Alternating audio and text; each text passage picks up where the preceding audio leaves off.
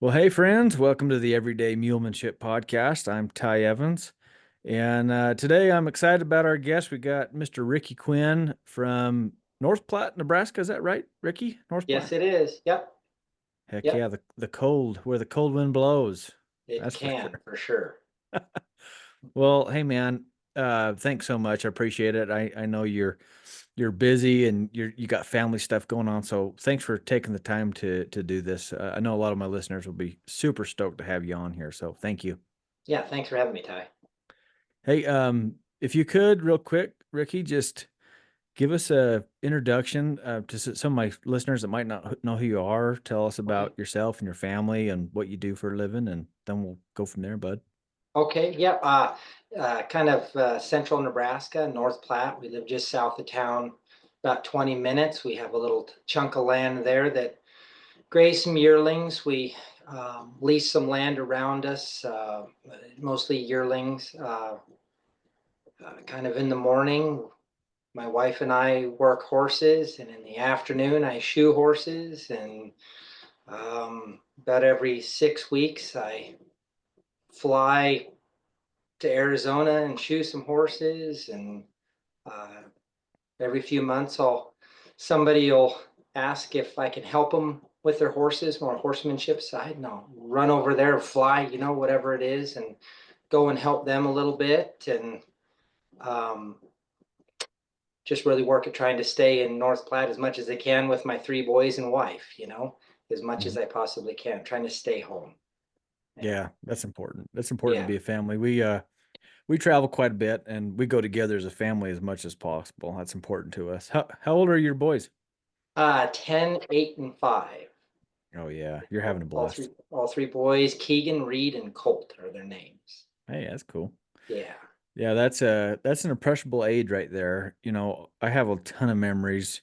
I grew up really blessed. I mean, I had a great childhood. My dad took us camping every weekend on the horses, packing in somewhere or just on a, just camping and riding out somewhere. And we rode every night after school. That's how we grew up.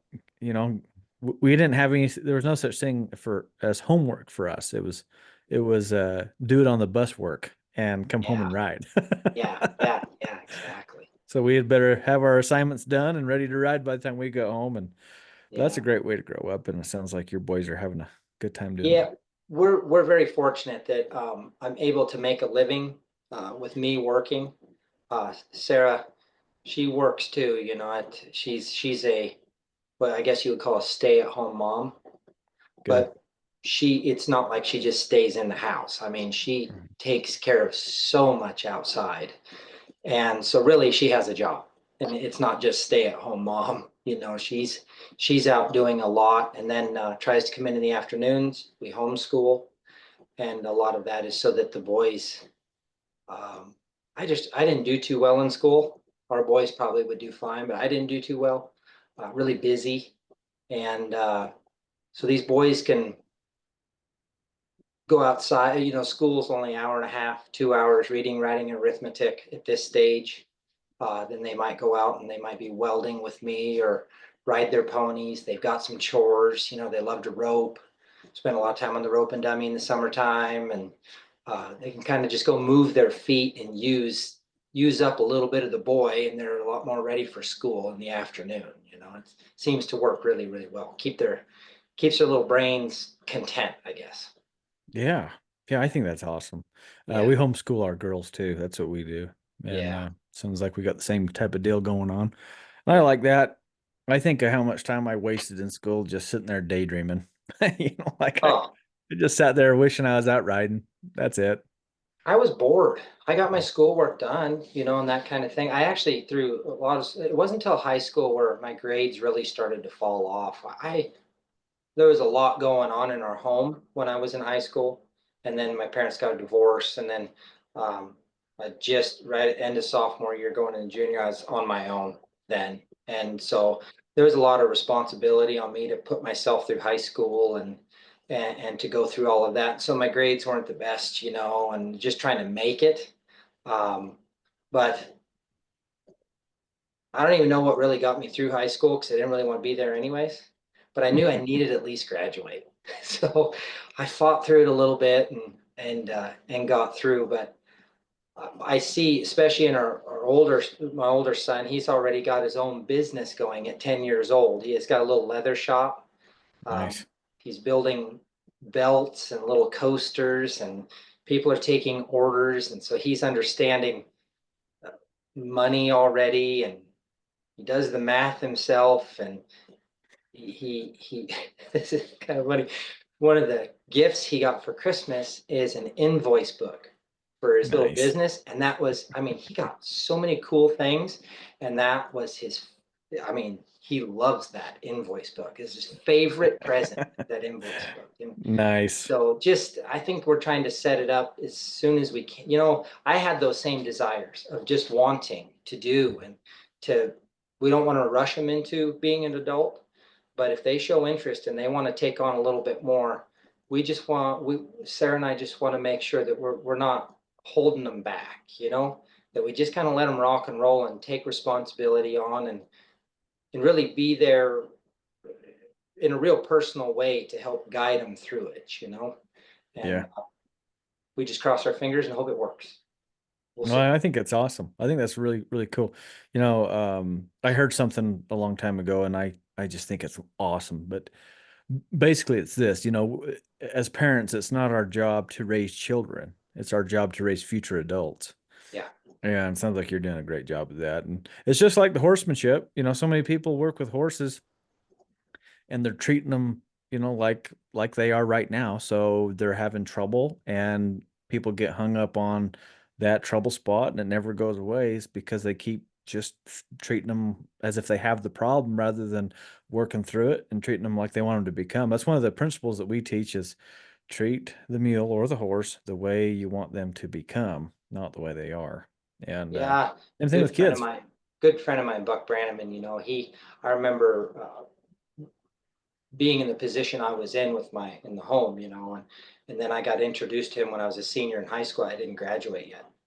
And then with his story, man, I was needing somebody in my life to look up to, a mentor, you know, and that was about 1998, right in there. And I just stuck to him like glue because of his message, you know, Mhm. and that whole thing. And one of the things he talked about is with horses is responsibility, you know, and as soon as you can, if whoever's watching over the children, it's a fair kind of responsibility that might stretch their mind a little bit, you know, but not so much that it just defeats them, but enough to challenge them to where they can find some success in it if they work at it a little bit, you know.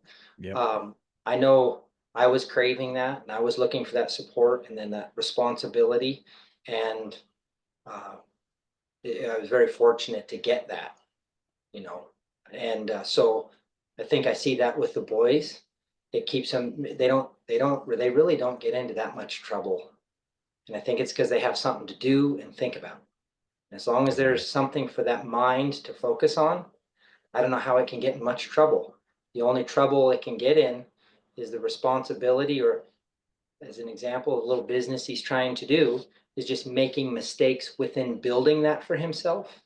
Gosh, you and I do that every day, you know? Mhm. But at least he's not out picking on some other kid he shouldn't be at school or getting in trouble or, you know, making those kinds of decisions. At least it's a mistake within something to build himself moving forward. And when we work our horses, we're asking them to do something and ask them to think their way a maneuver. They're not going to get the maneuver right off the bat. You know, they're going to work through it and make some mistakes. And we challenge them and ask them to stretch their mind and kind of push them and keep them thinking, right? Keep them looking. Yeah. Yeah. You know what? It makes me think of like, you know, an example of that is like if I'm working on a turnaround, turn on the haunches. You know, I'm gonna set up my I guess you could call them boundaries or the parameters of this turnaround, right? And you're gonna ask your horse, your mule to turn there to the right, and at first they're gonna Coke bottle, and you know it's gonna they're not gonna be able to be stable on the hinds, and they're gonna be reaching forward or whatever, and you know that's all right. I don't do anything about that. A lot of people ask, well, what do you do when they do that? Nothing. I just keep asking them the way I would like them to respond, Yeah, and I just stick with it. And then as soon yeah, as they find it, then I'll leave them alone, you know. yeah, And I think there's so many lessons with raising, being a father and yeah, being a horseman. I had no clue, man, how much it was alike. Like yeah, I had no idea, yeah. but Now, what's that? I know a saying that Brannaman says, "Horses in life, it's all the same to me." right. It's yeah, So speaking of Brannaman and mentors and stuff, let's talk about some of your mentors. So you mentioned Buck, and let's talk about your experiences there. Like what kind of things did you learn, and yeah. let's go through it from there. My dad taught me a lot.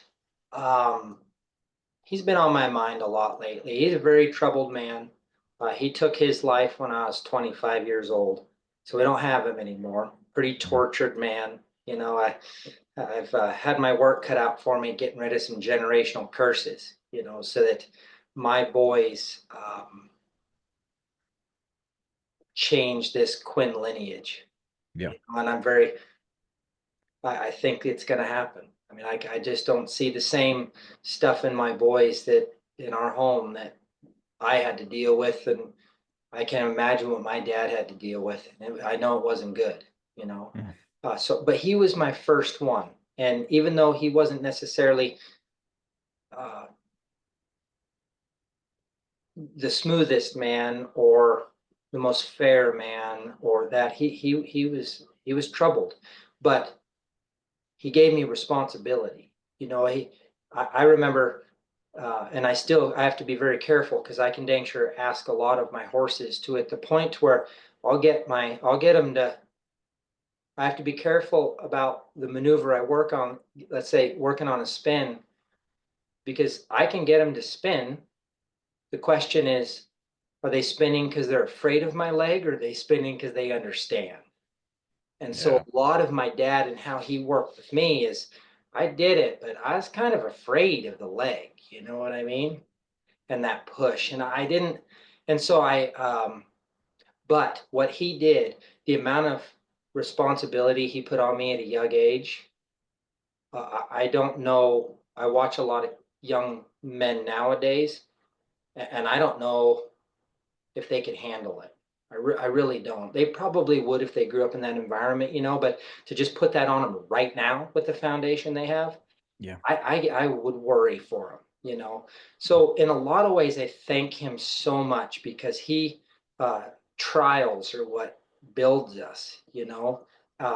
And he dang sure did that. There was a lot of stuff that I did at a young age that, a lot of men weren't capable of at that time. And then getting into right around sixth grade is when I started wrestling. And my wrestling coach, I would probably say, is the next person in line in my life. And I'm so fortunate. I am blessed by God to still have this guy in my life. And he coached me all the way through high school. And my senior year of high school, um, it was really hard for me to get through school. Um, I was dang sure a contender for the state of Wyoming by the time I got to be a senior. I worked at it very hard. I wasn't talented, but because of the push my dad gave me, I didn't know how to give up. And so it just made me dirty tough. And I always say that I was the guy in wrestling that all the good guys, they'd usually get me beat by a point, but they hated to wrestle me because they knew they were going to have to bring it. They were probably going to beat me, but it was going to wear them out. They just didn't enjoy it. But they had confidence they were going to beat me. But he was a man. Boy, he was a great influence, my wrestling coach. And then the next one in line was Buck Brannaman, and then Brannaman got me. It's actually his wife got me a job up in Montana for a guy named Shane Jackson up there at McGinnis Meadows. I worked there for 9 years, and Shane was dang sure a mentor. And then one that really stands out that I'm still in touch with today, that I'm very close with, is his manager of that ranch, Randy Bach. I guess I kind of missed one in there right before Randy. There's a man named Roland Moore, and that is Buck Brannaman's brother-in-law. And he is a cowboy's cowboy, man. I guess there's even more before that. Slim Wit out of Wyoming. I mean, just there's a lot of really good men that have been in my life, and the majority of them are all agriculture, Yeah. horse, cowboy based, you know. And then just working through things. There's been other mentors, but I think lately, in the last couple of years, um, I feel blessed because now it's not a human being, it's God himself, and again, I don't mean that in a weird way. i'm not I'm not going to shove that down anybody's face or down their throat, but I know for me, um, that's who I look to today. I remember there was a time every day in my 20s, Buck Brannaman was the guy, you know I worshiped him. um, but I've learned a thing or two since then, and what that can do to an individual if we worship the wrong idols. Not that he did anything wrong. What I mean is, in just what God means to me today, and getting closer to God as the ultimate one now sure has helped me to do a better job of appreciating people like Randy Buck Brannaman, my wrestling coach, and even my father, right? Who really struggled with his life an awful lot, you know. So, Yeah. um, and there's lots of other guys in there, Ty. I mean, honestly, there's guys that have just been such a big influence in my life. Friends. I mean, I could go on a long time. I've got a lot of people that are in my corner Hmm. and have supported me, and not just supported me, but also dealt with me too. You know, not the easiest guy to like sometimes, to be around, but they've always seen my heart. And some people I might be distant with. Some friendships have healed. It's all in God's plan. We just keep working at it. And yeah, I think that I hope that answers your question. Huh? Oh man. Yeah, you're right. When you get into it, you start digging up. Really, everybody, well, here's the deal. We become who we hang out with, You're period. 100% right. So, you could just keep going back and back and back and be like, well, we're influenced by everybody and everything around us, whether we want to be or not. I mean, Yep. it comes down to Yep. the things we listen to. I mean, podcasts like this, what we listen to, the music we listen to. I mean, we could take a deep dive into psychology right there, and what makes up our minds. But a question I got for you that this is something, I something this podcast give me and also my career gives me, Ricky, is the opportunity to talk to great horsemen like you and a lot of others. And I love to pick your brain on a lot of these things. And one of these things is what what type of attributes and traits um, do a lot of these mentors that you mentioned have? Like, let's just pluck out a couple of those. Let's pluck out your wrestling coach because it seems like he had a big influence on you Oh, at a pivotal point in your life. I think that end of high school years, those are pretty important years. yeah. um, you know, right out of high school, especially too, those early 20s, we're so vulnerable. We think Yeah. we know it all, Yeah. you know, and Yeah. I think those are so let's talk about your coach a little bit. Like, what are some attributes, some things that he taught you that you find applicable now with your horsemanship, with your family? I mean, go as deep as you want, man. Yeah, right now we're in the heat of wrestling season right now here at home with our Mhm. boys. They've been practicing for 2 months, and I just got home from a big event here tonight, and tomorrow's a tournament. We're not going to make it. Just shot. Next weekend we're going to hit the ground running all the way through March. Um, my wrestling coach was a fun man. My wrestling coach, his name is Dean Barron. He's out of Warland, Wyoming, and he rode bulls and through school, wrestled in college, and he's not a very big guy. And I don't know how old he is, right? He might be pushing 70. I wouldn't want to guess him older because I'm going to be seeing him in a week, and I wouldn't want him to kick my butt for being wrong because he still could. But he's the kind of guy that when I was down in Arizona shoeing down in Wickenburg a few months ago, shoeing his horses, and he was getting ready to rope and he was going to saddle his horse. And I went to take his saddle from him to help him saddle. And he looked at me, he's like, "What do you think you're doing?" He don't give, that guy ain't going to give up. You Yeah. know, he's tough and he just has a mindset of well, one of his sayings was, if there's a will, there's a way. Yeah. If there's a will, Ricky, there's a way to win. And he says, you don't have to be the most athletic, you know, you just need to outwork your opponent. And Mm. I learned a lot from that. Just, I remember the Tuesday nights was called burn night. And some of the things he was having us do, are you familiar with a monkey roll? Where three Mm. guys are like on their belly and the outside guy starts rolling to the inside guy and the inside guy jumps over him and then the other Oh wow. outside guy comes across Okay. and it's this constant thing. I Oh yeah. remember having to do monkey rolls to the point you couldn't pick yourself up off the mat. You didn't jump over the guy anymore, you just steamrolled over him. That's all it was. To just complete exhaustion. Oh yeah. And pushing yourself to that point. And he would always say, uh, the body will go further than the mind will let it. You keep pushing yourself. You keep pushing yourself. And it taught me to just continue to dig and dig and dig. So when it came into working horses, and my dad was the same way, right? You'd work through the day and he wouldn't let you drink any water. And uh, that's not the best, to be honest. But it taught you to learn to dig. You Mhm. know, there's where is your bottom? Are you shallow or can you do this?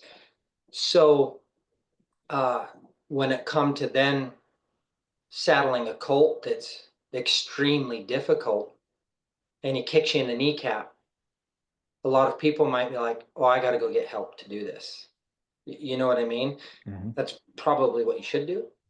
But because of how my dad raised me, and then that wrestling coach, I'm going to get this thing saddled.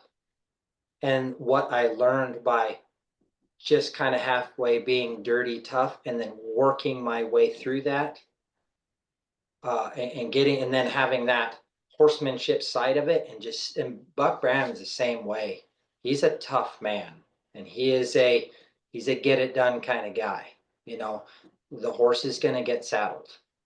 Uh, but then when you combine that horsemanship of being thoughtful and feeling of it, but you don't have any quit in you, you get bucked off and you work the horse and get back on and go again. And you get bucked off and you do it again. And you travel around the United States for 10 years and work horses that don't want to be necessarily messed with because of the experiences they've had. You better figure out how to find it in your guts to work through those horses. And so I think that's a lot of what that wrestling coach taught me is to just, we just don't give up. We just don't. We keep working at it. We keep working at it. And even if physically you get bumped around a little bit, you put your head down and you just keep working at it. I think that's awesome. So I rodeoed through college, and I'm looking at a picture of the man right here. Do you know who Louis Fields was? No. You know who Casey Fields is? Yes. His dad. He's a So bareback rider, right? yeah, Yeah. yeah. Is His so his Casey Fields do a YouTube thing right now for, is that him that's doing that? oh yeah, he's got a YouTube channel and he's got Yeah. all kinds of stuff Yeah. going at Yeah. right My now. boys watch him. That's a great person to watch Yes. He because seems wonderful. of what we're talking about right here, this no quit. Yeah. I think my dad's the same way, but Louis really influenced me on this. Being around that guy, like you're saying, we're gonna get it done. Like Yeah. we're gonna do it, And I remember rodeoing for him and getting on practice horses that, if you had a couple bumps and bruises along the way and didn't work out, all right, run another one in. Yep. You just kept going Yep. until it was good. And Yep. like I think this is an attribute. This is hard to teach, Ricky. Like in the clinics, this is really hard because you can't really teach it in any short term. It has to be like it has to sink in you. But that's how my attitude is. You know, like and I wish I could share it with people. I wish I could ball it up and just give it to you and say, "Here, take a little bit of this and get to work," because my attitude and maybe maybe our wires are crossed funny, you know, but There it is something wrong with us. my brain is just like we're going to do it. Yeah, We're going to do it. that's You right. know, I meet people at the clinics and they have all kinds of concern, like I don't know, whatever. Let's like trailer loading. Like, oh, Yeah. what if he doesn't want to get in the trailer? And you're right about combining the knowledge, the horsemanship and mulemanship, and the feel, but combining that with that no quit mentality of we are going to do it. And I guess it's just growing up. It's just how we grew up, you know, and especially in the ranching. I think in agriculture, like you're saying, Yeah. right? In ranching and farming, it doesn't matter today that it was snowing and blowing. Like it Uh-huh. doesn't matter. You have to go feed. But what if it's Uh-huh. cold? You have to go feed. Well, what if the you can't see out to the horses? You have to go feed. Go do it. Like you have to do it. You're trying to gather these cows and you got to get them in. It's not a matter of can I, it's get them in. And And it's just it's not just go out and throw a couple flakes into the little feeder in the barn. It's like yeah, feed for the whole morning. yeah, I yeah. remember feeding one time with Randy in Montana. It was 44 below zero for 40 to 44 below zero without a wind chill. Mhm, And we had to take it. You couldn't even get the cabin tractor warm enough. We were pitchfork and hay. mhm. And I just meant the cows would stand out there and pick their feet up like a lizard, the opposite of a lizard on hot sand. And I just you didn't have a choice. You You just just have had to to do it. you have to figure out how to dig deep and get it done. Yeah. Couple years oh I can't remember 2 or 3 years in a row my good buddy he runs a bunch of cows has a cow calf operation and he had a lease from on a you know decent sized pasture I don't know a few thousand acres um from like October to December 31st so Oh, New geez. Year's so it's just a short little bit you know but hey grass is grass right and so basically, every New Year's, I'm helping him. We're bringing cows back, right? Hmm. I remember one year it was, oh man, it was so cold, and you just know because I mean this is a dark to dark operation, especially on New Year's. The days are so short, right? So Yeah. it's 5:30 in the morning, saddling up. It's already just butt cold. Like you're like, Yeah. oh my gosh, you know that this is gonna be a miserable day, but you got to get it done. And so we gather the cows, and it's a 14-mile push to basically to where he's feeding them. He's going to feed them out in calf, you know, January, February, March, right? So we get going, and you know, it's all Yep. day long, Yep. and he actually got sick. He was getting sick, Oh, geez. and doesn't matter. Kept going. You could keep going. And I mean, and we were even in a canyon. There's no cell reception. You're not calling somebody to come get you. You're not Nope. calling for help. Nobody If can I get to you needed, anyways. yeah, if I needed to go get help, Yeah. I'm riding out anyways. You know, Yep. like it's not a Yep. so it's just one of those I think little moments like that where you Yeah. just gotta dig down and grit and be like, all right, you just be gotta be tough. You know, you So gotta do be you tough. did maybe you still do it? I know for me, one of the negatives to that mindset is that whole I can't lose. Like the lady saying, well, what happens if he doesn't get in the trailer? Never crossed my mind. Yeah. Right. I mean, but working those sort but there's some other things that have happened in my life to where I maintained that I can't lose mentality. I lost. Yeah. Yeah. And I I went think that's too far, yeah. with a few things before I gave it up, and so there's a balance to that too. Sometimes um, I think just there's a sometimes you feel. got to be careful, right? Yeah. You just I think got to there's a be. feel to it like so like take obstacles and we could use the trailer as an obstacle because it is, you know, right? But like obstacles, I do a clinic out here in Utah every year. We call it our Extreme Trail Clinic, and it's Joe challenging. was Joe was telling me about that. That sounds like a fun time, Yeah, actually. it's really fun, but Yeah. it's hard. Yeah. It's I mean, it's basically instead of, naturally when you're riding, most people will look for the easy route, Yeah. the most efficient route. We do the opposite. It's like, how hard can we make it, right? Like it's Yeah. just the opposite. Yeah. And what's interesting is, this no quit attitude. If you're not careful, and I was like this when I was younger, where you're like, you son of a gun, we're gonna go here Yes. and we're gonna do it. Yes. And Yes. and now I've changed a ton.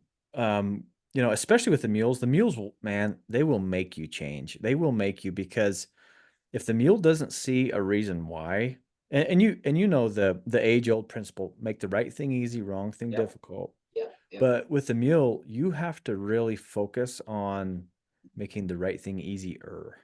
Yeah. When you come to these obstacles, and I see it all the time, and I used to do it too. You get into this gunfight, right? And you're like, Yeah. the kicking and pulling, and I Yeah. mean, and it can get bad. But I've Yes. come to found with the mules especially, but it's the same thing with horses, nothing different. Oh It's no, just I it's just understand you what you're can saying. get away with it a little bit with horses, and you You shouldn't. can. Shouldn't, but you're not getting away with it with mules. The mules just not gonna do it. So sometimes just pause. Yeah. Like when I see that fear in the mule or the horse elevating, that stress, there's like a threshold right there. And once it taps that threshold, you're better off just to hit the pause button Oh, and just wait. Like, and that might be 5 seconds, might be 5 minutes. I don't know, yeah. but just wait. Let them just get their wits about them again. And then I've even found, on obstacles, it's easy to do this with obstacles, right? Go find something a little less, a little easier, and Yeah. get those yeses flowing. And Yeah. the old timer will think that, hey, well, geez, you can't let them win. You gotta get out. But that's not the point. To me, I have a saying, Ricky, in my clinics: if the mule's a winner, I'm a winner. If the mule's a loser, well, it takes one to know one. Yeah. I visited with a few people about this, but riding with Brannaman, it's that tradition of snaffle, hackmore, two-rein bridle, and that's how you do it. And Ray Hunt, the idea of change of equipment does not make up for a lack of horsemanship and all that, and boy, I was that way. Getting around some of these cow horse guys, I've been seeing some neat stuff, neat stuff, Mhm. just stuff. Yeah. And I'll keep my story kind of short, but working a horse in the snaffle through the summer, and uh, it's probably me, right? Somebody out there can probably show me how to get through what I was looking for uh, differently. I'm sure there's somebody out there. There was a place, and I was talking to a friend, and he said, "Do you have one of these Kerry Kelly bits?" And I said, "Actually, I did buy one." Correction, right? And I said, "I did buy one," and he said, "I would try that." So hard, right? It almost felt like you're the Antichrist because you put something different in your horse's mouth. And so I'm like, you know what? If I get struck by lightning, I get struck by lightning. And I put this bit in his mouth, and I didn't go to I didn't go to I didn't even try to really get him to introduce it, but I didn't expect him to know what it was. But I just didn't, we just got in the trailer. You follow me? We just loaded up. And so I put that on and I just rode him around.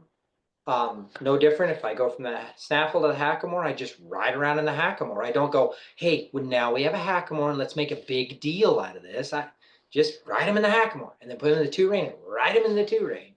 I just rode him in this Kerry Kelly bit, and I mean, it felt immediate. This horse was rolling into with the frame of his neck for what I was looking for. And I've told a few people about it, and I've realized I may be a loser in as far as humans are concerned, but my horse isn't. So I don't care. I Mhm. don't care, you know? And then I rode him around in that for a while, and then I'd roll back to that snaffle bit, and he'd do okay for a while, and then he wouldn't. And then I'd roll back to that correction, and I'm trying to figure out why. What is it in the mechanics of this? Because my I'm riding the same. What in the world is within the mechanics of this? Um, Come to find out the way his mouth was shaped, even with a snaffle that has a little bend to it, when it come up and bump him in the roof of the mouth, the way that snaffle was doing it. So we explored with a different snaffle. It was like a dog bone in the middle, no problem. So it's how that snaffle broke and how his mouth was shaped, right? That's why they have different bridle bits with different mouthpieces. Oh It's yeah. fitting the mouth. And it was that's what we come down to. So now I found a good snaffle that fits him that would be legal to show with and everything. And he's just rolling around. I mean, it changed him. It was awesome, to explore with that and have that freedom to do that. And then let him, back to what you were saying, be the winner, you know? Yeah. Yeah. Well, you got to be looking. It's good to have Yeah. a mindset always learning, and Yeah. and everybody's at a little different position in their learning, a little different place in their learning journey, right? And that's always interesting to me to see where people are at, Yeah. because there's quite a spectrum of education out there, and it's good to learn. It's good to learn. It's Yes. good. I think it just having a mindset of exploration like that is good. And you got to be careful and you got to moderate. Like I mean, obviously, if you keep the horse or the mule in mind, what's best for them, truly, and you learn these things, I think you'll be all right. Um, I think you can definitely get in the weeds though with shortcuts, like No doubt. like people No say, "Oh, doubt. well, all right, well, that's a shortcut." Well, okay, what is your end result? Like, what are you really trying to find? And that's why, we got a principle we talk about: begin with the end in mind, right? Where are you going? If you Yeah. don't know where you're going, it's kind of hard to know how to get there. You gotta have That's a right. plan, and that might change. Where you're going might change.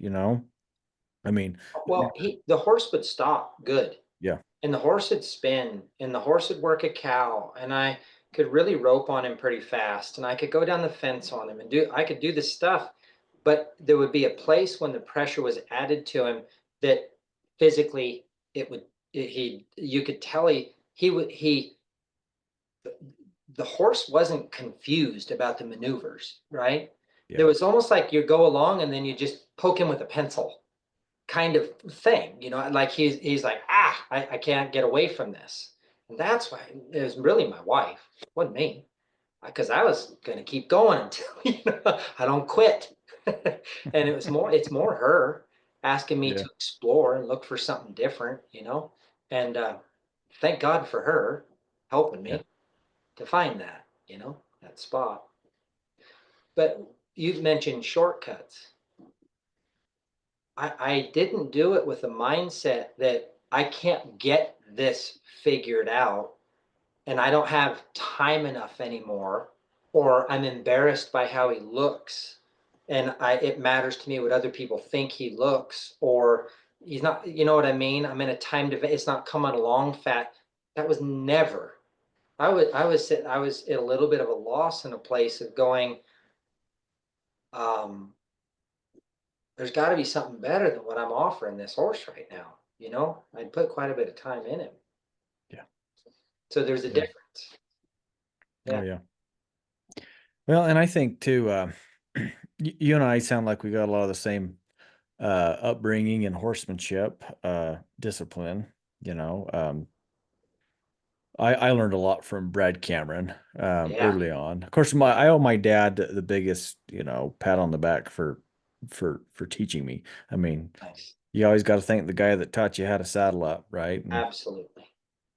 But through him and others, I got on with Brad Cameron, and I learned a lot from Brad. Not a ton actually in person, but I got his well, they were VHS tapes. That's how long ago it was, VHS Yeah. tapes and DVDs later on, and then I got around him a little bit, but then I learned that one of his mentors was Buck Brannaman, Mm-hmm. and so Yep. that led me to Buck Brannaman, Yep. and I haven't been a student there like you have around them, just because I don't get around them that much. I mean, Yeah. I'd have to go follow them around, like go work for them to get it done. Yeah. Yeah. Um, and but and Buck's always talking about Ray Hunt, and And Yep. then he brings up Tom Dorrance every now and again, and Yep. he's talking about these guys, and so then you start learning because I'm like a mentor. I like to follow the trails of the mentors. Like, okay, well, That's cool. it's Yeah. just a way I am. And Ty, they're okay, elders. They're elders. yes, That's the way that, this is supposed to be. yeah, You know, yeah, you got to lean on those elders because they've already been there. mhm. It's just picking the right ones. Oh yeah, and something that was interesting to me is as I started, I never got to meet Tom Dorrance or Ray Hunt. I never got to meet either of them, in person. I wish I could have. It's interesting. I hear all kinds of things. Ray Hunt sounds very polarizing. I meet a lot of people that either really love him or really don't, you know. But what's interesting about Tom Dorrance, and this fascinates me, and this is what really made me kind of cling towards that side of things, and kind of, and I've had a lot of people that have come to my clinics that were his students, Yeah. and it's funny because when they show up, I drill them, on stuff. I like, Tell tell me me all about everything them, you need to know. Yeah. yeah. But I have not found a single person that has anything negative to say about that guy. Yep. And I'm like, well, why is that? Why is that? Why is he the way he was that, um, you know, what made him that way? And that, anyways, that fascinates me. I've spent a lot more time with Martin Black than any of these guys. Yeah. He's a Martin's, hand. yeah, he's a great mentor to me, and uh, he's a great horseman, an amazing stockman. I mean, the guy he can read a cow so stinking good. Just Yeah. what he Yeah. sees in cows is just amazing. Like, Yeah. I don't know what you're looking at, man. But, he's telling me something like, I don't see it, but Yeah. he's so good at reading them. Anyways, uh, and I'm sure I annoy Martin because I ask him about Tom all the time because he spent a lot of time with Tom Dorrance. Did he? Hmm. Yeah. And, I'll ask him questions about him every time I'm around him. And, one thing that really intrigues me about him is Martin says that anytime anybody would get to talking bad about somebody around Tom Dorrance, when they start talking bad, just kind of bad mouthing whoever, right? Or Yeah. like general complaining. Tom Dorrance was so good at just subtly changing the subject. Yeah. Not in a rude way. He wouldn't be like, "Hey, let's stop talking about it." No, he was smooth. He was smooth Yeah. at changing the subject. Next thing you know, you're talking about sunshine and rainbows or something else, Yeah. and he was good. And Martin says, you know what? He was just as good at getting horses out of trouble as he is at Yeah. changing There you go. conversation. Well, And it's the same thing, man. I'm learning, that call it slander, drama, um, just the talking. Uh, that's trouble. Whoever's doing that is in trouble mentally. You Mhm. know, same thing. Same thing. Yeah, it's interesting, it's interesting how that feels. Yeah. So we're recording this in January. This is going to come out probably in April, actually. So we're recording it ahead of time. But, we just come out of the elections, right? And so all my fall clinics, it's interesting at a lot of the potlucks, especially towards October, right before. On Friday Yeah. nights at all my clinics, there's a potluck dinner. Okay, that's just Yeah. tradition at my clinics. Yeah. That's what we do. And obviously it's the word of the day, right? Everybody wants to talk it now. And I'll tell you, I'm not one of these weirdos that's like anti-politic, like, oh, never talk about. No, I think we should talk about it. I think it should be normal to talk about politics. I think it should be normal to talk about religion and belief. I think these things, those are the two no-nos, right? At the dinner table with family. I'm like, no, opposite. That should be things that should be easy to talk about. Anyways, I'm not gonna go there here. Understand. my Yep. my Understand. point is though is a lot of those conversations sure enough did turn negative, which is Yeah. why people don't want to talk about it, right? Yeah. And in the feel, that feel, I was thinking to myself so many times that, if I had to go after this conversation right now with these people, right? If I had to go work with my mule or my horse, I don't think it'd go good. I think I'd Yeah. bring I think I'd bring that like negative feel with me, Yeah. you know. Hmm. Like how have you found in your life, how mindset affects, that feel that you bring to your animals. What do you think about that? You know, one of the biggest mistakes, I don't know, a mistake, I don't know what you would call it exactly, an awareness that I've realized about myself is that I needed to be in control. If I control the conversation to what I want to talk about and what my beliefs are and everything else, well, then I can walk out and go do whatever I wanted to in the same mindset I went walking in. And so I got a little bit too almost controlling, powerful in conversations, shutting people down, um, not outright attacking their character, but a presence to where people were almost afraid to be comfortable. So then they wouldn't really share, right? Yeah. Or Yeah. if they did, I just kept dominating to the point that I won and they lost. You Yeah. know what I mean? Oh yeah. I, Yeah. I heard, I learned one the other day. It's like if you ever win an argument with your wife, you actually lost. Yeah. Amen to that. You know what I mean? And so Yes. lots of, and that's my problem. That's not the other people, Hmm. even if they're wrong, right? Right. There's right and wrong. There's truth. There's reality. It's there. Even if they're wrong, if I bring that kind of domination into something, I'm hurting myself, you know? Hmm. And so in the past, that's how I would do it. But at the same time, Ty, that's actually how I rode my horses. It was the same. Yeah. It's So now interesting. today, growing up, still growing up, 44 years old, grew up a lot this weekend where I was and going to continue to grow up. And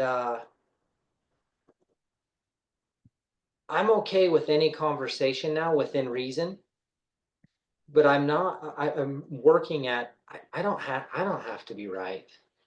I'm okay. Mhm. I'm okay. And it hasn't, I'm not soft. That's not it either. I'm not soft. I know what's in my stomach. I know what I'll Yeah. tolerate. I'll know, it's if somebody's respectful, I'll visit, Hmm. As soon as there gets to be disrespect in there, I'm out, you know, disrespect or the conversation gets to the point that it's just all about their ego and everything else. And I just drift away. And it's not because I feel like I don't want any part of it anymore. I used to be part of the talk, the drama, the opinions, who's who. And I've learned, who am I? You, you know? Hmm. And so that mindset. So today I can go into a conversation and go out of a conversation and have a hold of myself and work my horses.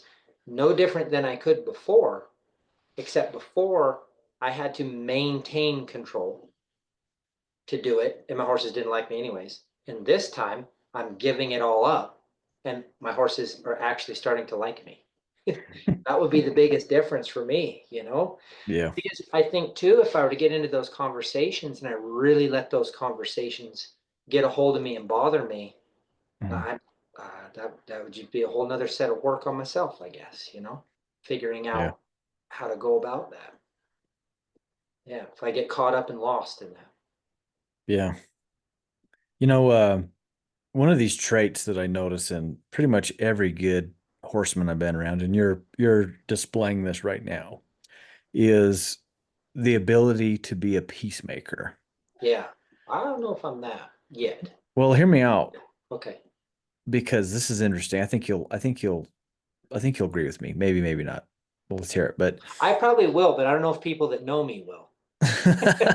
so like, I think so, like, what is a peacemaker? So when I think about being a peacemaker, okay, when you get into a disagreeable situation, right? Yeah. Let's see, because let's face it, to be a peacemaker, you have to be in disagreeable positions or else Yes. you don't need to make peace. Yeah. Duh. Right? So, okay, so we're in a disagreeable position. Okay. I think one of the traits that good horsemen have and peacemakers have alike is that they're really good at seeing things from the other perspective. So when I'm working with my mule and let's say we're having issues getting across some water, or maybe they're scared of a cow or whatever, right? Um, instead of just like getting after them and like getting into this big fight, Yeah. which is so easy to do, Yeah. you be a peacemaker. Okay, what does that mean? Well, I'm going to try to see things from their perspective. So, well, why don't you want to cross that water? What is it that bothers you? What is it? And it's not like some fluffy thing where I'm like, oh, it's okay. You're scared of the water. Okay, well, I guess we'll just not do that today. Like we are saying, we're going to get things done. We talked about that earlier, but Yeah. the peacemaker side is the side that says, well, let's see why they don't want to. Yeah. And like that's a pretty, obvious example. A more subtle example, I think, is, somebody's trying to lope a nice circle in the arena and their horse or their mule keeps dropping their shoulder to one side or the other. Okay. Oh, geez, how come I can't keep them centered here? How come they keep, well, I need to put more leg on them here, put more of this or that. Well, hold on, see it from their perspective. Why are they dropping their shoulder every time you go past the gate? It doesn't really have a whole lot to do with the control. Yeah. It's that their gate's sour or Yeah. they have a herd bound Yeah. draw or whatever. Yeah. So, Yeah. it's being a peacemaker, I think helps you see things from that perspective. What say you on that? Well, there was one really good, getting to be a really good friend and a brother in a lot of ways. And I got to ride with him into Missouri and shoe some really high end horses one day. And he's their horseshoer because of what he knows and what he's capable of getting done with a lot of these horses that show world, they can be crippled, and he keeps those horses sound for those people. And this gal was lunging this horse around, and there's always, it's been my experience, I bet you'll agree, any arena I've ever ridden in, one lap around, and you know where the push and the pull is in that arena with your animal, you know? Yeah, for sure, for And sure. every time you go around the arena, it's usually the same spot the whole weekend. And it's usually everybody's animal that goes around has the same spot. Every arena has one. Mine at home has it. It's just everywhere. And so this lady was lunging this horse around, and she was saying to my friend, she's saying, you see, right here, this horse is showing this lameness, this way of this, right? This whole thing. And he go, oh yeah, yeah, yeah. And he's standing next to me and he goes, what do you think? And I said, well, if I look at him over here, he seems fine. But as soon as he comes across over here, I don't know if it's a soundness from pain as much as it is he's adjusting his body to, it was a push at that time, push his way through that spot to where now he looks off. But he's just overcompensating with being out of balance, being, Hmm. with the lunge line and all this combination of stuff. And he's just trying to work his way through this spot where it looks like he's crippled. But I said, if you watch really careful over here, right through there for just a few strides, he's fine until he starts preparing himself to come back over here. And he's preparing himself. So now he's starting to look crippled again. And he's like, you're you're right. And I go, well, I don't know if I'm right, but it sure looks like that's what's going on, you know? And that is exactly what was taking place. So yeah, I mean, I'm right there with you. 100% right there with I think I think it's important to see things from a detached perspective. you. Yeah. Like because it's so easy, man. It's so easy when you're in it, when you're on that horse's back, when you're on the back of that mule, or when you're there doing your groundwork or whatever, or especially and this, especially when you're working cows. Like it's so easy to get tunnel vision where Yeah. you're just like focused right here and Yeah. you got these blinders on. You can't see what's going on around you and you make mistakes. So like now I mean I'm not good at this. I'm not saying this, Ricky, because I got it. I mean, I'm working at this, but Yeah. for now, like the more stressed I get in situations, the more I try to slow down and say, oh, hold on, hold on, hold on. Why am I feeling so stressed here in this situation? And I try to back off and like see this whole picture of things. And that helps me a ton, when Yeah, you get into the binds like that, because it's so easy just to get focused on this little detail when really yeah. there's more going on. See the big Some picture. some of the men that are in my life now that I spend the majority of my time around are Yeah. very peaceful men. And it's just happened to be this way. It just like, not that the guys that I was around before aren't. I'm just saying I'm noticing there's a peace in these men that are in my life that I'm looking for. And one of them told me the other day, he said, I'm trying to, Ricky, in whatever I do, I'm just trying to figure out how to slow down a minute and just get really quiet and just kind of maybe let something else move me around rather than myself. Mm. And I was like, I think I'm going to give that a try for a minute. Because this whole thing that's all on me is getting, I keep messing up, number one. I keep letting people down when I try to make things happen. And I don't like this. And so trying to slow things down a little bit and just kind of wait a little bit longer and just see what presents itself to move you into a direction. And now I'm really kind of riding my horses a lot more like that. It's not really, it's Joe Walter got me started on the mindset just to a different, I don't know what. I'm sure other mentors have tried to help me with it, right, Ty? I'm not taking anything away from anybody else in my life. I'm just saying, for whatever reason, at this phase of my life, Joe Walter really hit home for me in so many ways. And one of them is just that there's a peacefulness, Um, kind of let the horse kind of do some things here, you know. Ricky, why do you have to make everything happen? Why do you have to be in control? Why can't you just why can't you just put your hands on your saddle horn? Don't touch your reins. Ask him to go. Why is it so hard for you to do that and see where he chooses to go? Why is it so hard? And I'm talking to myself, right? Why is it Hmm. so hard, Ricky? Why can't you do that? And then if he turns and goes over here, why do you fight that inside? Because you know that he's not straight and with you and all this. You're not in control. And so exploring with that, and then Joe got that idea going way more in my head. Like I said, I've probably heard it before, but Joe's the one where it came is sit there and see what the horse chooses. Let it register for a second. Okay, my horse wants to go left. Okay, now what I would like to do is go that way. So I'm just going to pick up on my reins, but I'm not going to pick up on them in such a way to I'm going to say, hey, you need to go that way. I'm going to pick up on my reins and just create a little bit of a feel that makes it difficult for him to keep going the direction he's going. And that's different than saying, whoa, hey, get back over here. Pick up on the reins and just make it difficult for him. Don't necessarily tell him where you want to go. Make it difficult to where then the horse starts thinking, what's going on? Then the horse starts to explore. This is uncomfortable. I think I'm going to go over here, and then just let him have it.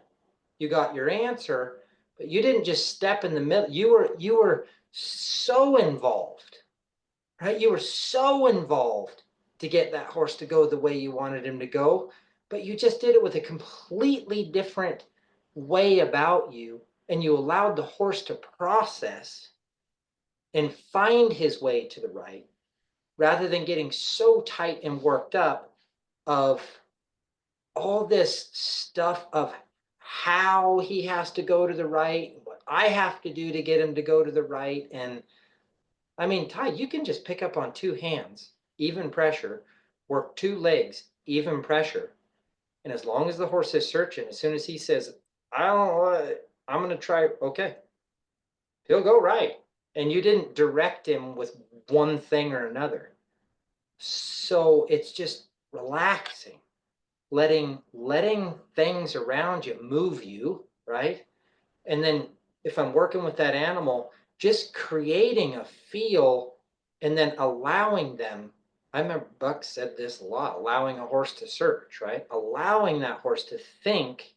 And then when he thinks in the direction that you would like him to go, if you're aware of that, right? And you can recognize there he goes. He's thinking that way, then let him have it. Don't take any credit for it. Just get quiet and then let him do his job. Get out of his way, you know? Yeah, it's like a team of horses you're feeding off of in the wintertime. You're not constantly up there directing them. There's a point where you just kind of pitch the lines to them and let them do their job, while you're feeding hay. Yeah. In my colt starting classes, I think the concept of going with the mule or with the horse in that beginning stage, Yeah. I think that is one of the hardest things to really do, Oh, to really do it. Like, oh, you know, when you get on and, if my colt is fading off to the right, why not use that as an opportunity to start influencing, my how I would ask for that direction. Yes, I'm doing it after the fact. yeah, My colt went off to the right. Okay, well now I'm gonna maybe position my body and change yeah, my seat bones and change my legs, and pretty soon, they understand kind of that that's what it feels like when they go to the right. That's what happens every time. Then before you know it, one of these days, maybe they'll go with me, and I can set it up that way, and they find it. I think of it like, earning leadership capital. Like, if we went to a new job, heaven forbid you and I have to go get a real job, but we go get a real job and go work for somebody, and we show up, and right out the gate we are just getting screamed at what to do, what to do, what to do, what to do, and we don't actually get to do it. We just keep getting told what to do. yeah, um that's not going to last very long for you and I. Like, we're not going to fit that very good. And it's going to be, the leader, whatever that is, yeah, they're not going to gain any respect, any leadership capital. They're not going to gain that. But if they say, hey, this is the parameters of the business, yeah, these are our goals of the business. yeah, Um, Go ahead, get to work, start yeah, searching. Well, we'll start thinking, yes, and then maybe later on they can ask us to do a more specific job, yeah, and we'd be ready for that job. And it's the same thing with the mules and horses. Like, we kind of, that whole concept of, you got to go with them, then they go with you, then you go together. A lot of people skip the go with them part, or we can go into this too. They take it too far where they never actually do ask anything of the animal. And now, yeah, we've gone down the road of getting taken advantage of quite a lot. And but it's just the way they made it. And yep. so, yeah, that whole concept of going with them, Do this do one. you do you think, Ty, when you get on that colt for that first few rides, I've gone about it emotionally a lot of different ways in the process, do you think that when you get on and you kind of just let him roll around and do his thing, are you just letting him have freedom to feel comfortable with you being on him and he's getting used to things around you? Or how it's a question. Or are you kind of setting things up with your relationship with him to start reinforcing the idea that whatever decision he makes, you're okay? Yeah. I think I've uh I think I've had different phases of both. Mm-hmm. And I think I probably have done different things with different animals in that way. I think there's some, if I get on one that's pretty troubled, I used to have the mindset, oh, this thing is really trouble. You better get busy. You really better. And to a point, to a high point, I probably agree with that for the most Yep. part. However, Yeah. I have had some of those that are pretty touchy that that, hey, you know what? I'm just gonna ride around. I'm just sitting here and I'm just scratching their mane. Like, Yep. that's all I'm gonna do for like 15 minutes. I'm not even Yep. gonna ask them to do nothing.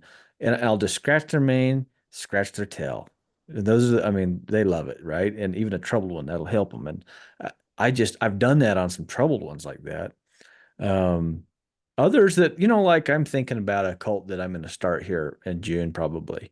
Um, she's a sweetheart. It's going to be easy. It's going to be easy. But I'm thinking when I get on this colt of how I will go with her and then how I will start to influence some movement. And something that I've been trying to get really a lot better at is like seat positions, like really influencing things with weight. Martin, Martin talks a lot about balance. In fact, I had him, his episode just came out on Monday, Martin Black's. We just interviewed him. So you can listen to that if you want. He talks all about balance. But like those youngsters, how sensitive they are to balance is amazing. Is amazing. I mean, like you can, and you know it, you can just lean a little bit on a young horse or a young mule, and they will go away from that weight. It's easy. And so I think in the past, I think back of even the most recent colt, like I was probably more handsy than I wanted to be. Like I was more controlling with my hands than I should have been. You know. So like on this next one, I'm thinking, you know what? I'm just gonna mess around with my seat a lot on the start before I get to trying to use my rein, you know. I also find too that something that helps me a ton is the groundwork prep that I do. The groundwork that I really focus on is all about the leading rein, like the slack in that rein to where like it's by sight almost. The mule or the horse just sees that slack Mhm. and they follow that, and it's without making the contact. Because I think as soon as you make the contact, now we're dealing with the balancing again because you know instantly they're going to go against that. Even if they've learned to follow it a little bit, their first reaction is to pull against it. Then maybe they give, of course. But so I guess to answer your question, I think I've played around with both things a little bit, but I think generally my habit of the past has definitely been to be more controlling than kind of my goals these days. And Yeah. it's a hard habit to beat. Yeah, my mind has been so much on, I've had so much freedom in this world to decide, you know, and Yeah. I'm very thankful of that. Um, because us humans can make decisions one way, and bad ones and good ones and the whole thing. And uh, you just don't ever want to take the curiosity away from something. Mm. And I know growing up or how I've treated people or I see people treat each other. If somebody makes a bad decision, how everybody looks to that, you know? And when we're talking horses,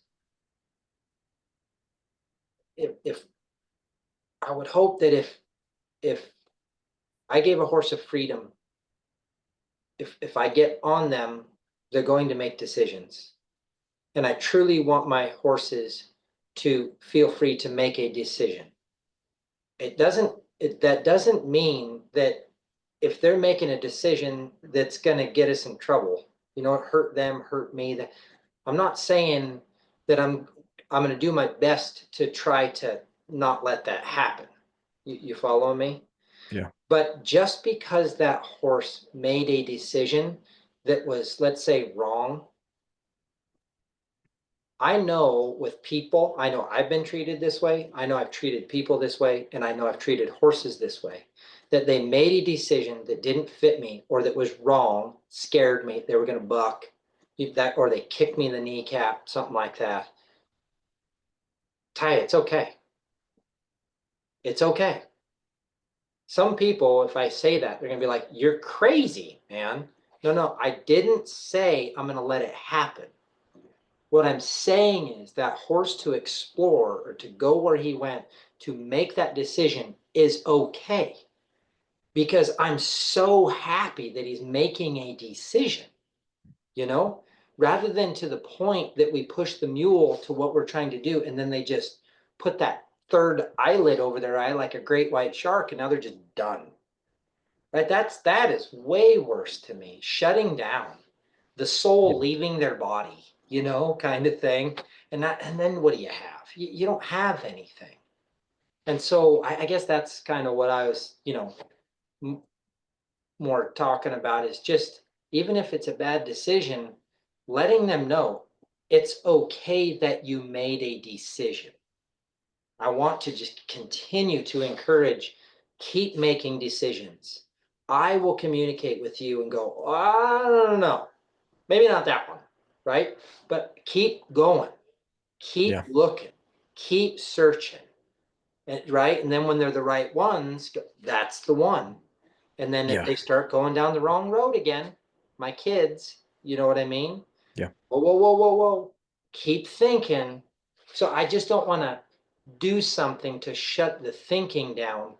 Because so often we're like, if it's a wrong decision, we're really quick to shut that down. And sometimes we can take some of that, the purity of the try out of them because we're not okay with that decision. That's not allowed in this house. You follow me?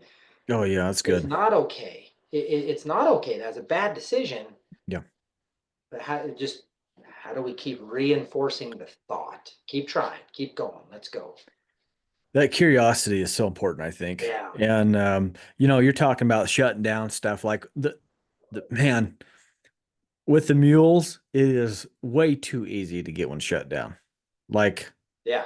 like You're right. I don't know what it is, man. They can shut down easy and on a couple different levels, like on a level of stress, you can push too hard.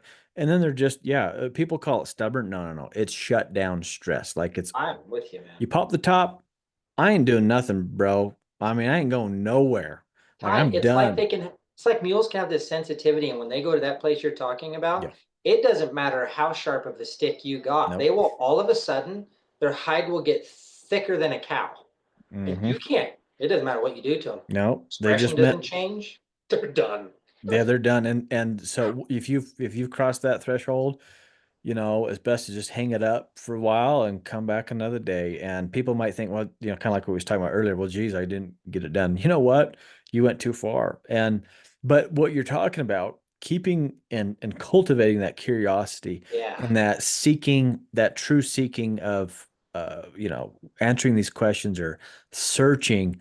I think, man, that's gold. That's so good. That's so But I good. think I think also what I'm trying to say, just trying to be clear about it, is a lot of times when we sit here and say searching, a lot of times people think that that's only in a positive direction. As Yeah. long as you're searching in a positive direction, I'm okay. As soon as you start searching in a negative direction, that is not allowed. I'm not okay. Yeah. Right? I'm not saying that I'm okay, but I am okay. Hmm. That letting that animal know that both sides is okay. Open the door for both options. Use all of your brain, all of your senses, search all over the place. And hopefully, if you do start going down the negative side of things, I'm not insecure in my writing. I'm not afraid of falling off. I'm not afraid of getting kicked. You follow me? That I can handle that through there to redirect that type of searching over to this type of searching here. Right? I think we're saying the same thing, aren't we? Yeah. Oh yeah. Yeah. Yeah, I mean, this is like, well, what I'm thinking about as you're saying that. You and I are both at the same stage in our as parents. We got kids the same age, pretty Yeah. much, and I mean, my daughters are 12 and 10, and like I hope that I would do a good enough job setting some examples and these parameters like you're talking about that when they do go out there and they're going to face the world, Yeah. that they're going to be prepared for that, Yeah. whatever that is. So that doesn't mean like with horses or with kids, I'm not just chucking the reins to them saying, all right, well, choose whatever you want to go down any road, just go down. Well, no, there's gonna be guidelines here. Like, before my colts get in too much trouble, I'm gonna try to help them out, redirect that, kind of like I was talking 100%. about Tom Dorrance. Yeah. But like you're saying, yeah, it's okay. All right, go over there and find out that that is not a great answer. It's not As as riders, talking to a lot of these riders, they get so emotional if the horse makes a bad decision. they get offended. Yeah, They get bothered. yeah. He just bucked me off, or he won't get on the trailer, or he won't pick his foot up, or you follow me? Mhm. It's okay. It's okay, guys. Like, Yeah. just it's okay. you know? Yeah, you know you know there's a famous Ray Hunt quote. I know you've heard it. I guarantee you've heard it. So somebody asked Ray Hunt, so what do I do if when my horse bites me? You know, endure the pain and don't let it happen again. Exactly. You know, I imagine, because I've been asked the same thing, and I imagine the people when they're asking this, they're hoping for some like permission. Oh yeah, go ahead and punch him, or go ahead and hit him, or go ahead do this. Yes. And that answer is so profound. I really think it is. It's so profound. You know, what does it mean to don't let it happen again? Yeah. Like so. Be Yeah, a little more aware, huh? yeah, we both are going to learn something here. I'm going to learn something because I'm going to be aware, like you just said. I'm going to pay attention, and then I'm going to redirect that for something positive when they get searched there. So it's not that I completely, you know, I'm not going to cut off the curiosity. So yeah, Yes. when they reach to me, let's say they reach to me with their muzzle, and I notice that they're investigating my arm, right, my sleeve. Okay, well, no, not letting it happen again doesn't mean I punch him then. No, that's not what it is either. I just redirect it. I just reach to him and I'll just pet him on the muzzle. Why not?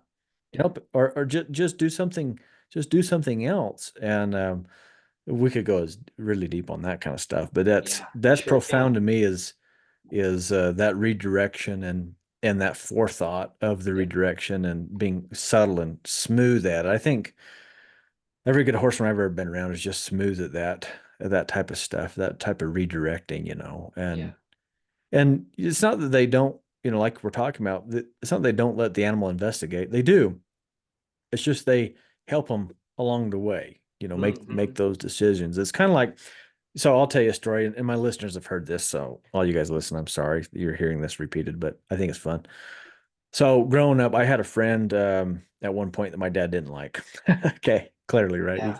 He didn't want me hanging out with him. But my dad's smart. He's smooth. He's a smooth guy. He really is. And He let you make the decision, didn't he? yeah, so and he said, "Oh yeah, go ahead and invite him over. Invite him over. He can come over." All right, and you got to imagine our age too. So we're 14-year-old boys, which 14-year-old boys, our brain is falling out at this time, right? Okay, I invite him over, and my dad says, "Okay, boys, we're gonna have a contest today. I want you to see who can pick up the most rocks out of the pasture the fastest." Nice. And of course, two 14-year-old boys, what are we? Super ultra competitive, right? Oh yeah, right. We're gonna like so we're gonna get after it. Yeah. Yeah, and then I wondered why he never wanted to come hang out at my house again. Yeah. Exactly. So, my dad, and then imagine a 14-year-old boy, right? What if dad said, "No, you can't hang out with him. I don't like him. He's no good. Yes. No way." Yes. What does that do to you? I mean, honestly, let's face it, it would make me want to hang out with him more, you Yes. know, unfortunately, but yeah, he was smooth. And I think I use that as an example of, make the right thing easier. My dad didn't want me to hang out with him. Well, he solved it. But there's also times, there might be a scenario that comes up with your daughters in the future where you don't allow much time. It's no, Yeah, no, yeah, we're yeah, not doing that. Horse, yeah. no, you're starting down that road. You're starting, I know enough because of wisdom. You're starting to make a decision that I truly know where this is. No, we're not doing Yeah. it. So, but if it's just some exploring and I have a pretty good idea we're going to stay safe and but it's not exactly what I want, but I can use that to redirect. Man, that's what gets them Yeah, really. I think You know? that's the levels, right? That's Yeah, like when you've earned some leadership capital. So like by the time you get to that point, whether it's your horse or your kid, that they're going to clearly make a wrong decision. yeah, You have the leadership capital to say no. yeah. And Yes, then they come through. They're like, "Okay, yeah. got it." And But sometimes it's if not a discussion. yeah, if you hadn't, No. but if you didn't build that stuff up like in the colt starting stage and that green stage, and you start really working on this, if you've taught them that it's a gunfight from the beginning, then Yeah. you get to that point, then you're gonna have another gunfight, Mm-hmm. in the Mm-hmm. future. Yeah. Exactly. Well, then you start to create resentment. Yeah. Yeah, and then they leave and they don't want to be around you. You Hmm. know. And Yeah. then it's just like, ah, gosh, that's not what we wanted either. Yeah. Yeah. But I was trying to protect them and do right. And great. Now they're just completely out of my life. Oh yeah. Nice. You know? Yeah. Yeah. Yeah. Man, we've talked about a lot of good stuff and there's so many cool things about you, that we didn't even hit on. You got a you got a cool business and cool things going on. And what's kind of what's the next 5 years hold for the Quinn family? What, Gosh, that's a what do you great think? question. Um, got a ride for horses for just a couple people. They keep quite a few horses with us. We're really fortunate that the horses that we do ride they're getting to be more and more higher powered cow working type horses. I showed horses all summer last summer. I really, really enjoyed it. Just it's so hard, you know, it's so hard to do well. Uh, so it's something that's interesting. And so we're going to continue down that road a little bit. I don't think right now there's nothing that's really grabbing us to want to go win the world, chase that, specifically that I'm not really interested in that. The customers that we have really send horses with us because the experience the horse is going to get. And in the Yeah. few years that we have them, when they get them back, they're going to have a really good horse, because you know what it takes to buy a good one nowadays. So they're Mm. just saying, would you just help us make this one into that? And so we're very blessed to have that. And then I'm shoeing a lot of horses. And that has been something that I never really thought that I've always shod horses for a long time. And I never really thought that I would shoe horses for the public kind of full time. I'm under horses every single day. And even if I'm riding horses, I'm still underneath horses every single day. And getting a clientele base built up that I'm I'm shoeing some pretty high end horses. And the foundation that I had out of Montana to then a guy out of Oklahoma got me thinking way different about what balance is in a horse and what that means uh, in their feet to balance the horse. A whole different concept that, and a lot, it depends on the circles you run in, whether you hear about it or not, but the circles are very small. It's what I'm finding out. Mm. But I've been able to find some other horseshoers out there in the United States here that, oh man, it's been so much fun to learn how to get to the level of where I am in shoeing horses with the understanding that I have that if I told you how far people are hauling horses for me to shoe them here in Nebraska, you'd be like, that is crazy, crazy. But what I've been able to do with the help that I've been getting, I'm not doing this on my own. There's mentors out there that are helping, but God's given me a talent or mind or whatever it is to be able to see things at a level and learn. And I've dang sure sold some horses up, and I've had people say, I don't want you shoeing for me. And I'm sure there's people out there that sit there and say, he's uh, I don't like what he does, or you know what, but it doesn't matter where Jesus was perfect and people still didn't like him. So I'm okay now, I'm Yeah. okay. And Yeah. so all I know is the effort that I put into it, the understanding I'm trying to get of when I'm shoeing and what that means to horses. Going down that rabbit hole just a little bit. Um, what I'm trying to do with my horseshoeing is is I'm trying to shoe horses with the mindset of long-term soundness. The majority of people, if they've let me go, they didn't want me to shoe one. It's because I wasn't necessarily doing what they wanted me to do. to get a little bit more of just an instantaneous result, or to try to manufacture things in the horse to try to make up for something the horse didn't have in himself physically already to make him shine. I'm not interested in any of that. I'm not interested in taking shortcuts. So there's a concept of anywhere from putting the open part of the shoe back. We put shoes on horses so they can go across the rocks and they're not ouchy. Mm. Um, I'm chasing the idea of how do I help build this foot into some to where this, whatever you want to, where the bony column is in a position that God gave this horse, if that makes sense. How Yeah. do I help this foot? How do I build this foot to get this bony column lined up and then maintain it?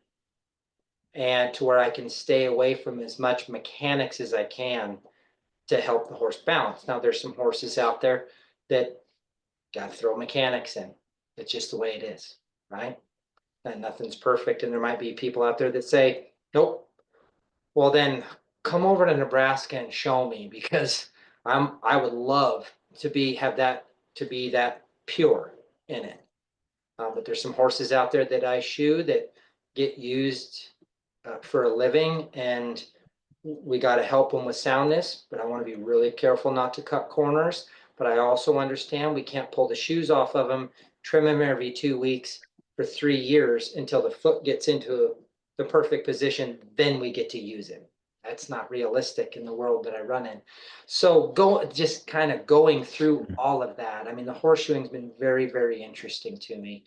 And one of the things that I'm very blessed with too is all the years of horsemanship makes me a little different horseshoer.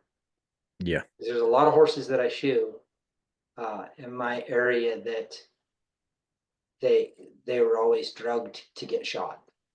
Or I had a lady the other day, and she said, the reason why I fly you out here to do all of my horses is because when my horses, the farriers always get in fights with them. I'd get nervous and uptight. I'd always think that you're mad at me.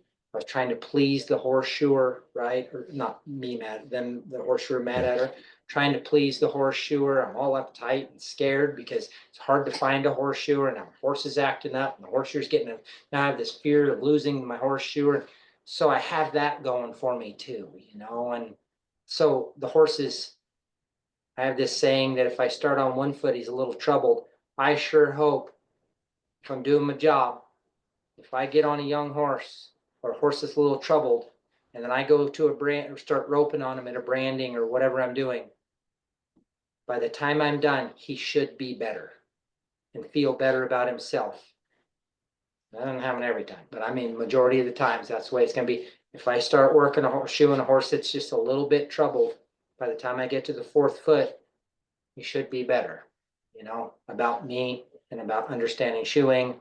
And so I take a lot of pride in that side of things, but also the mechanics side and trying to be, I don't know if it's the right thing or not, but just a really high level horseshoer that understands more than just putting the open part to the back. Yeah. Yeah. Well, I think, man, all these, the principles that you live by, Mhm. and these traits and attributes we've been talking about, man, it Yeah. it, it serves you whether you're on their back or Yep. you're picking up a foot or you're Yeah. moving cows or whatever. It's all just it's just life. It is. So your question was in 5 years, I kind of twist off a little bit, and I apologize for that. Now you're good. Uh, Well, this is a rabbit hole podcast for sure. It's Perfect. good. It's In good. 5 years, I have no clue. Mhm. All I know is uh,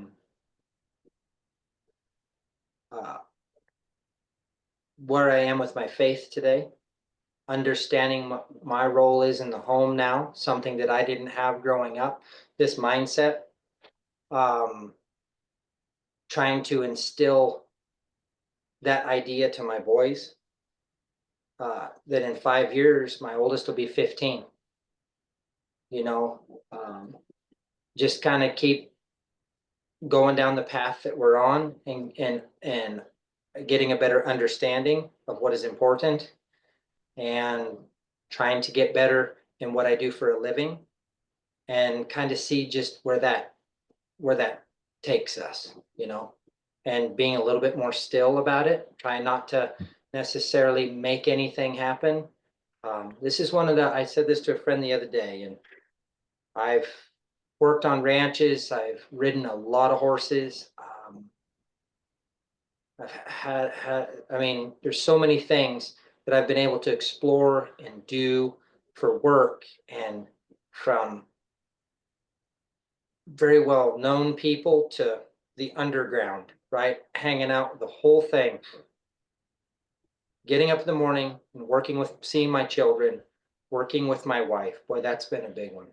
Spending time with her, slowing down, working at listening to her, noticing her gifts a little bit more, and really what she's capable of, which is just, I'm so happy that I'm married to her.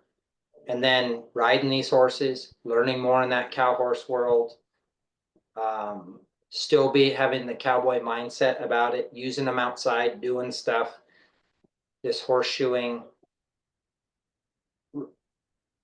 I'm as content now as I've ever been in my life. And so I feel like I'm doing exactly what the Lord says I'm supposed to do.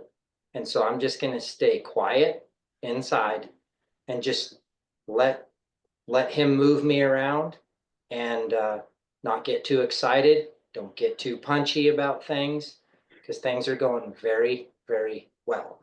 And I kind of, I'm enjoying the peace a little bit, you know? I Yeah. like it.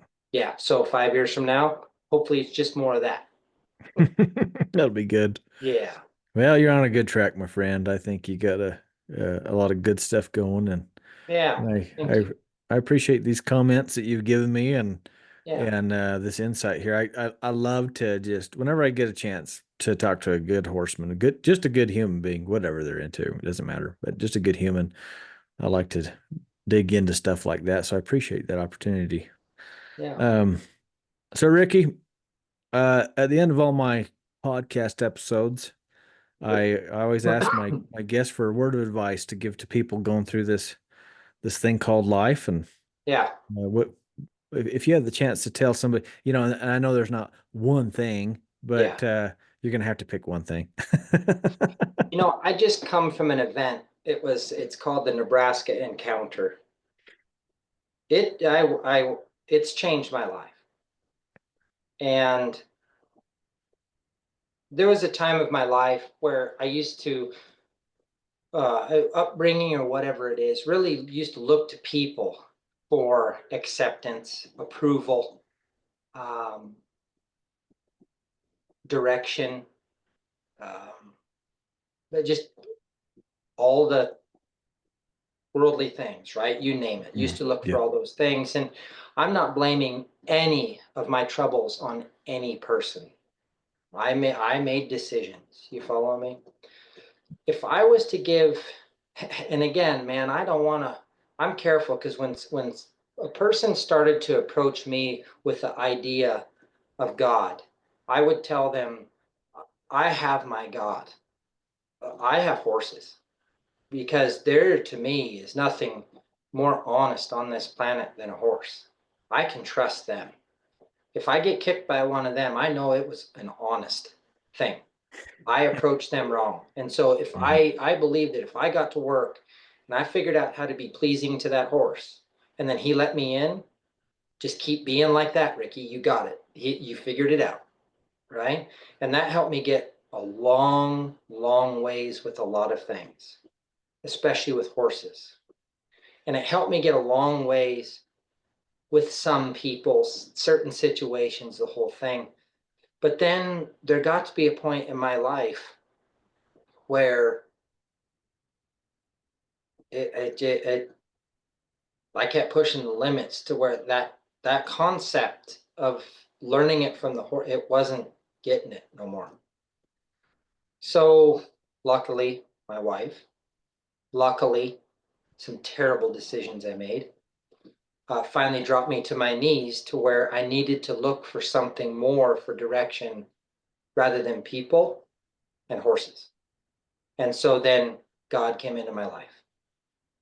And now, uh, what God has done for me, the understanding of what He is and what He expects, whether it be a dad, a husband, a friend to you, right? Um, if something happens around me, how to handle that stuff. Um, I could just go on and on and on. You're a man of faith, so you know what I'm talking about, you know. But sometimes in these situations, Ty, you can be at a dinner table, and people can be talking about the most. I was one of them. Okay, hey, I'm right there. The most crude things at a dinner table with children around and everything else. And as soon as somebody says, "Hey, what do you guys think of the Bible?" Crickets. People will talk about terrible things that get you nowhere in life for Mm. hours. And as soon as you bring up the Bible, it's crickets. That's a problem, Yeah. right? And Hmm. so I guess what I'm saying too is we, for me, I look at like this philosophy of horsemanship, doing things right by the horse, and this whole thing. I've learned this. I'm getting into the. I think people are getting the point of what I'm trying to say. The advice for life is there's nothing that Bible is asking us to do that's going to get you thrown in jail. It's asking you to be kind. It's asking you to be loving. It's asking you to be peaceful, to have joy, right? I can be grateful. I can go on and on and on. It's asking you to not slander. It's asking you to, right? All don't meddle in your own affairs. Work with your hands the way I instructed you, right? That way unbelievers will notice. All these good horsemen out there, um, we notice them. We watch how they ride their horse and we look at that and go, I want what that guy's doing. Look at that life that guy's living with his animals. I want some of that.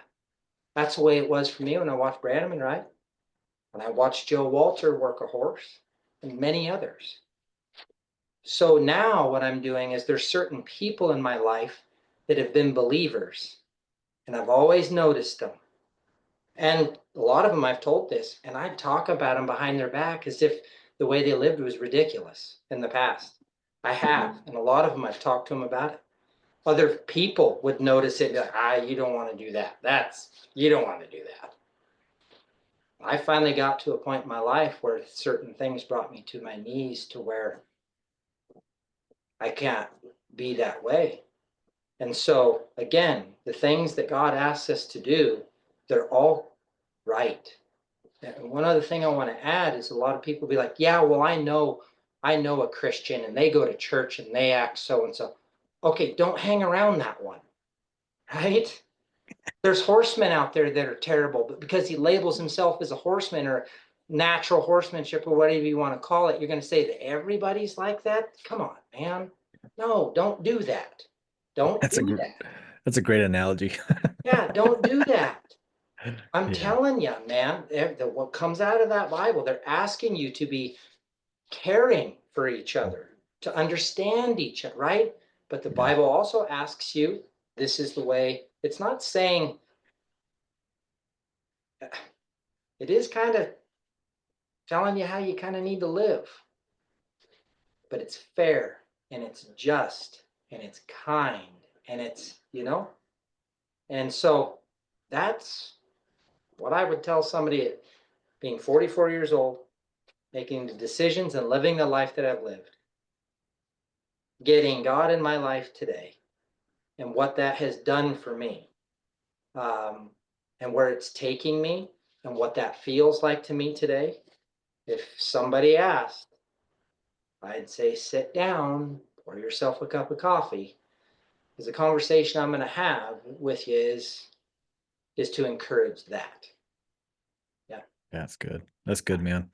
You know, I tell my students, there's a lot more to this horsemanship and mulemanship stuff than bits and spurs and lead ropes. Yes. And all the lessons that are in that book you're speaking of, we can apply it to horsemanship too. I mean, Oh, it's all the same. The principles I teach are are those things. And so I appreciate you sharing that. That's awesome, man. Thank you. yeah, absolutely. And to add to that that spot, because I ran a lot of people off when I was first got into the horsemanship because I was so excited because of how pure it was and how Yeah. righteous it was, right?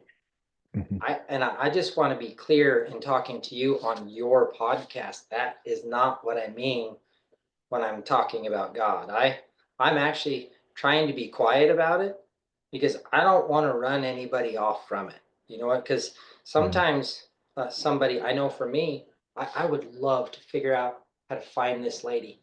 Maybe she'll listen to your podcast. Wisconsin. I was doing a clinic in Wisconsin, and this lady was working this halflinger horse. And at lunch, she came up to me and she says, "Ricky, have you ever considered of maybe getting to know God?" Oh my gosh, I wasn't ready. And man, did I push her backwards. And that is one lady that I've had on my mind. I'm like, how can I figure out how to get a hold of her?